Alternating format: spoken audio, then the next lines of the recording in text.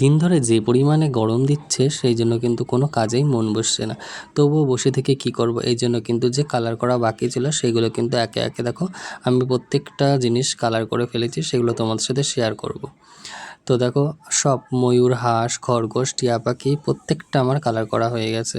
এখানে দেখো খরগোশ দুটো কত সুন্দর লাগছে, তাই না?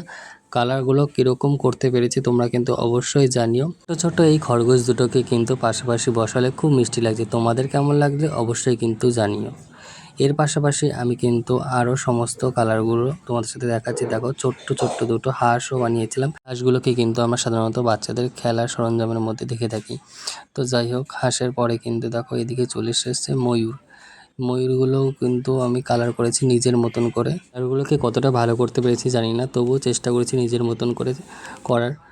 তো যাই হোক, দুটো ময়ূর কিন্তু এখানে দেখানো হয়ে গেল তোমাদের সাথে। আর বাকি রয়েছে এদিকে টিয়া পাখি। সবগুলো দুটো দুটো বানানো হলেও কিন্তু টিয়া পাখি দুটো বানিয়েছিলাম, তো একটা ভেঙে যাওয়াতে তাই কিন্তু টিয়া পাখিটা একটা হয়ে গেছে। আর এদিকে দেখো কাঠবিড়ালিগুলোকেও কিন্তু কালার করে দিয়েছি। তো প্রত্যেকটা অ্যানিমেলস কিন্তু আমার কালার করা কমপ্লিট হয়ে গেছে, আর শুধু বার্নিশ করা বাকি আছে। রঙটা সকালে একবার আমি বার্নিশ করে দেবো। তো তোমাদের কেমন লাগলো এগুলো অবশ্যই জানিও।